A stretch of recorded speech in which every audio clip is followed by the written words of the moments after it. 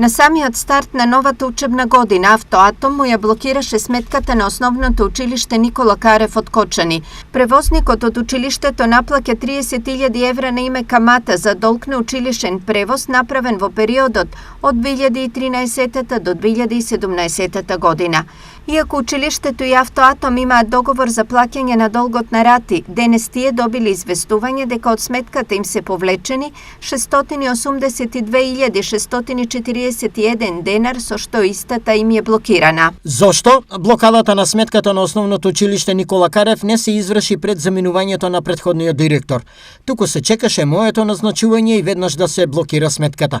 Бидејќи основниот долг кон Автоатом е целосно подмирен, дали средствата од каматата во износ од 1.800.000 денари и нотарски трошоци можеа да се искористат за најмалите ученици за создавање соодветни услови за учење, а еднаш Автоатом да се представи како општествено одговорна фирма. Реагираше со соопштение до јавноста директорот на училиштето Александар Андов.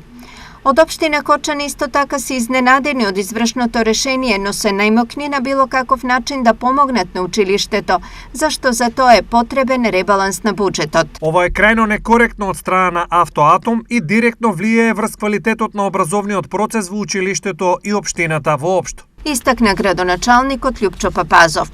Инаку долгот за училишен превоз направен од 2013 до 2017 година е во висина од 4,1 милион денари и истиот е целосно покриен. Пресметаната камата во висина од 1,8 милиони денари е договорено да се плаќа на рати, при што училиштето во 2 наврата има исплатено околу 300.000 денари, пошто од страна на извршител се повлечени споменатите 682.000 денари.